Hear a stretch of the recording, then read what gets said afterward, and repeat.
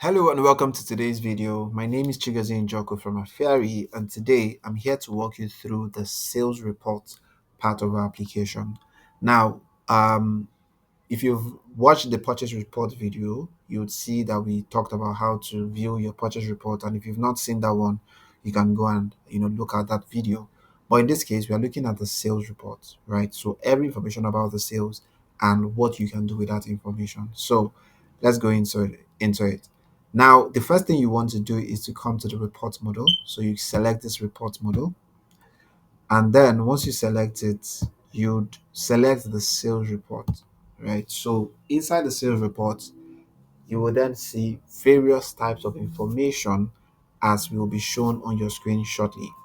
Now, the first line that you would see will be information about your revenue, your store sales count, and all that. So the first here is online sales count. How many have you had? In-store sales count. How many have you had? And then the total sales count, as well as online sales value, in-store sales value, and the total sales value. So the revenue that you've generated, both online and in-store, will be recorded on the sales report. That's the first line, and all that information is year to date, right? Then the next line is the payment channel. So we also track how much you have generated across the different payment channels. So whether it's cash, whether it's transfer, whether it's card or credit, you'll be able to see the distribution of payment across the different payment channels. The next line is also then the cashier. So the people that have sold this product, how much have they sold so far, right? So we have two main cashiers here. We have Malam Sani and then we have George BCK. So these two are showing that they've recorded sales worth 196,000 naira and 124,000 naira respectively, right? And then after that, we then have the payment destination, which is your different bank accounts that are tied to your business application, right? So the different bank accounts that you have been using to receive payments, we can track how much has gone into these different bank accounts from the beginning of the year till that moment. And you see the distribution in chart as well. So this is also showing you the bank account information. And then if you go down, you then see two main charts, which are the top grossing products by value, right? And then the top grossing products by count. And the final information you'd find on the sales report is the table of all the products that have been sold, as you have been making those sales. So as the sales keep coming in, you'll be seeing the products that you sold, the quantity you sold, the unit price, the total, and where you got that sale from, whether it's in store or whether it is online. Another information that you can find here will also be the customer information to know which customer has bought this product, right? So these are the kinds of information that you can get, and you are able to know, for example, who your best cashiers are. You'll be able to know which payment channels are actually generating, people are paying more using, so that you can probably optimize for that. You are able to understand which of your bank accounts have the most money, and you can even use that as a leverage to talk to your bankers and all of that, right?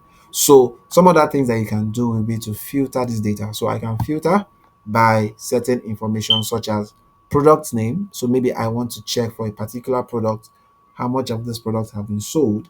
So if I select this maize feed, for example, and I click on filter, I'll be able to see information such as how many have I sold on this product, both online and in store.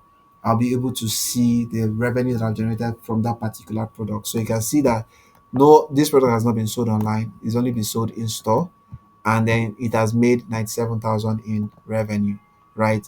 And the payment, the way it was sold was actually via credit, right? And you can see, all the different information that are distributed in this um, sales report. You can also see the person that generated this particular sale, right? So different things, as you can see, are showing up on this application, right? So um so this is just to show you like an example of how to filter. So you can see the maize feed, the different quantity, how many they've been sold at those different times, and how much they've also been sold for, right?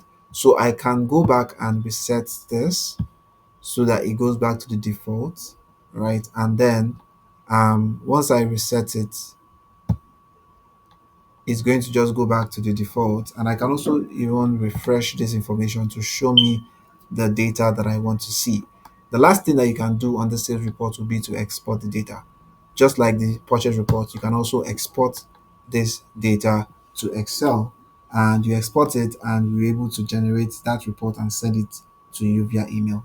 So these are the things that you can do on the sales report. Thank you very much, and I'll see you in the next video.